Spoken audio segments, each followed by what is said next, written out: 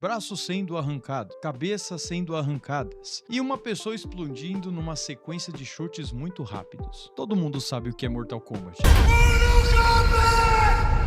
Visto que esse segundo filme recém-lançado de 2026 está fazendo muito sucesso, eu quero mostrar pra você por que Mortal Kombat tem tudo a ver com história e filosofia.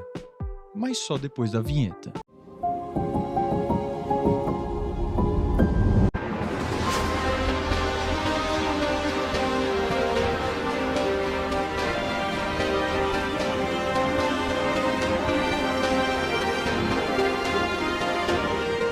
Mortal Kombat nunca precisou de apresentações. Mesmo quem não jogava os videogames na época em que lançou, sabia o que era. E muitos pais não deixavam as crianças sequer encostar no título. No início dos anos 90, os fliperamas tinham um rei absoluto: Street Fighter 2.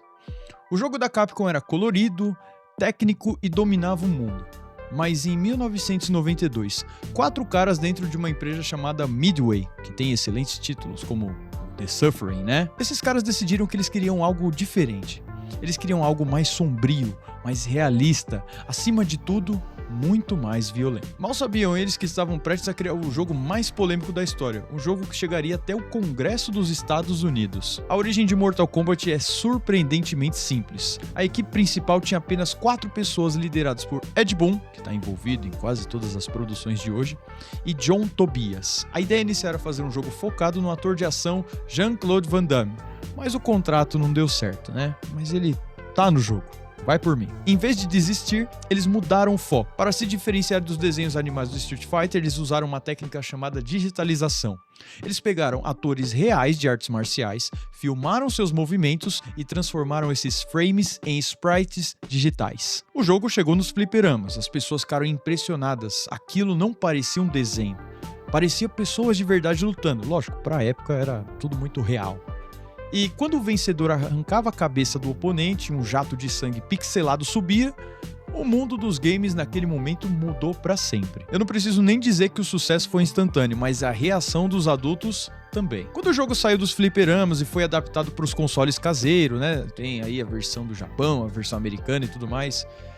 Quando o jogo ele chega no Super Nintendo e o Mega Drive, o sangue, ele entra na casa das pessoas. Eu me lembro de assistir o primeiro filme na televisão, em uma tarde de domingo, no famoso Canal 4, né? Quem é dessa geração sabe o que era o Canal 4. E eu não entendi nada do filme. Mas eu sabia que aquilo era Mortal Kombat. E reassistindo hoje, é um filme que ele entendeu a atmosfera do jogo naquela época. A gente tá falando dos anos 90 e dos anos 2000. Qualquer adaptação em live action ficava muito próxima de uma paródia de filme para maiores. Não pesquisa isso. Depois, a franquia de jogos migrou pro 3D, e daí a coisa ficou bem feia, porque a história começou a ficar arrastada e complexa. Pra gente aqui do Brasil, naquela época que não entendia muito bem o inglês, pra entender a linha principal dos jogos de Play 2, você tinha que jogar os jogos que só saíram pra PSP. Enfim, ficou uma bagunça completa, você tinha que ter um monte de consoles pra entender a história do jogo. E não tinha YouTube. A não ser as revistas, né? Mas nem todo mundo comprava as revistas. Em 2011, com o reboot, que eu me lembro até hoje quando eu comprei pro Xbox 360, as coisas ficaram bem melhores. Porque ele misturava a história do Mortal Kombat 1, 2 e o 3 Ultimate. Só que de forma cinematográfica. E só um parênteses aqui. Se você gosta de jogo de luta com história cinematográfica, agradeça Mortal Kombat vs DC Universe. É ruim, eu sei, mas eu amo aquele jogo. Essa nova fase pós-2011 só teve jogo com a história ruim, porque sofreu uma influência muito grande do padrão Marvel, onde todo mundo morre, mas na verdade não morre de verdade, todo mundo se junta para uma guerra muito grande, que ainda vai acontecer, piriri, pororó, porque tem a outra versão do universo não sei da onde, uma bagunça total. Eu sei que isso, mesmo antes da Marvel, era uma coisa padrão de Mortal Kombat. Mas é inegável que teve influência nessa nova leva de jogos. Olha, por exemplo, Mortal Kombat 1 de 2024. O final daquele jogo é terrível. Pessoal, esse vídeo não é para falar sobre a história do Mortal Kombat. Para isso, um canal que eu gosto muito já fez isso há algumas semanas atrás, chamado Quadrinhos na Sarjeta. E assim, a montagem daquele vídeo é absurda. Vai lá que ele tá contando a história de cabo a rabo. Vai ver o que o Link fez lá. Lembra que no começo do vídeo eu disse que Mortal Kombat tem tudo a ver com história e filosofia? Pois bem, a parte histórica tem a ver com o momento pós-Guerra Fria, onde os Estados Unidos não têm um concorrente político à altura. visto que o grande bloco rival, a União Soviética, caiu em 91, né? Então os Estados Unidos, junto do Japão, naquele momento, eram uma grande referência em tecnologia e produção de jogos. Os Estados Unidos e o Japão fortaleceram um mercado que estava falindo ali no meados dos anos 80. Mortal Kombat faz parte de uma mudança cultural que estava acontecendo naquele momento.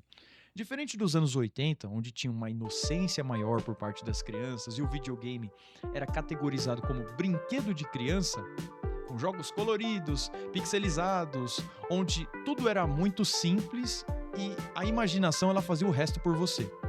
O videogame se limitava aos fliperamas e quem tinha console caseiro era uma galera muito rica, até no exterior, né?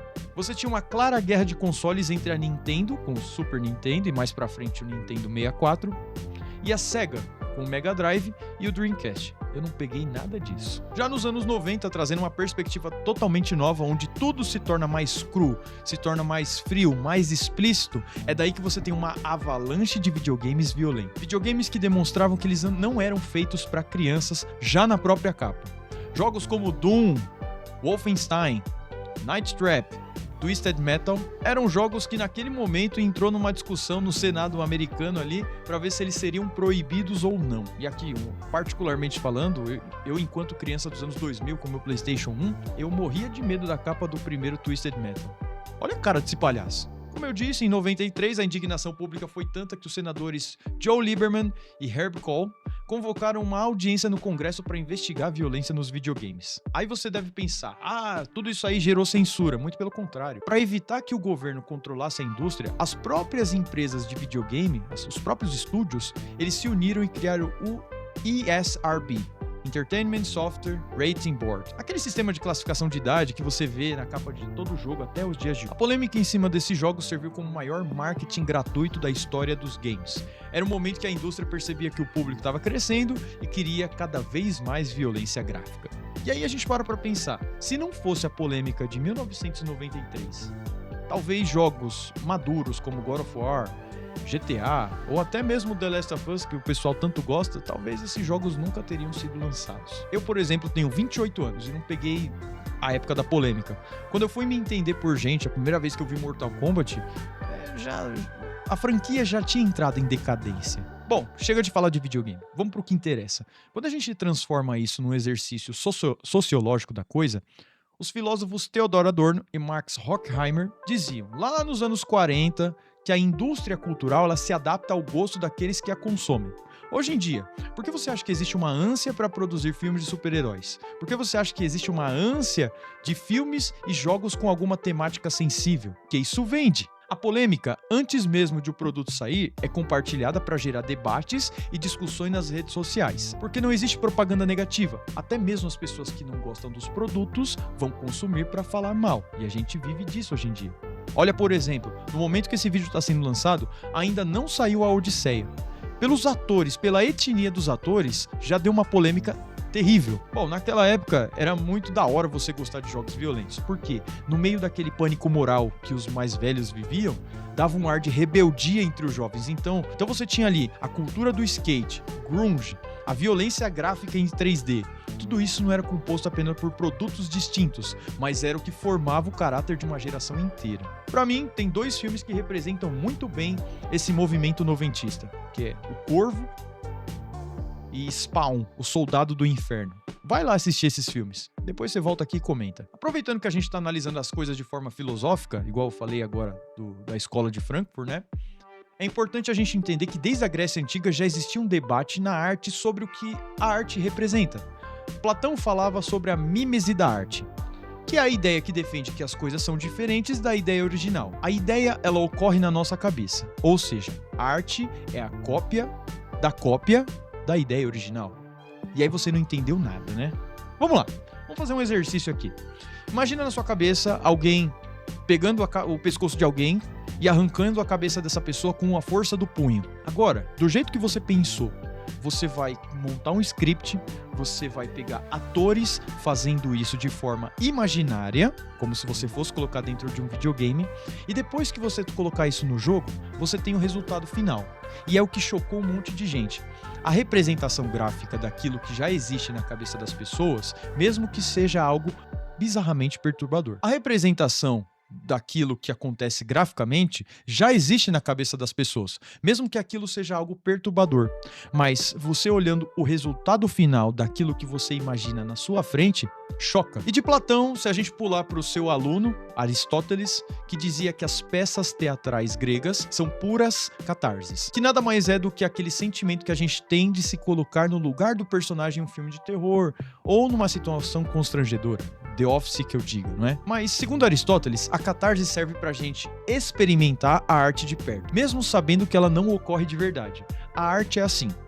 Ela serve para mudar o nosso comportamento a partir de histórias que não existem ou são parecidas com as nossas. E é nesses casos que a gente sempre se pergunta quando tem um problema ou uma dúvida na vida real. O que o Homem-Aranha faria? Mortal Kombat serviu como base para mostrar como é importante entretenimento com base na mímese e na catarse, criando formas, cenários estilosos com a temática de Dark Fantasy e um jeito bem maneiro, mas bem maneiro de canalizar a violência e o ambiente puramente gráfico.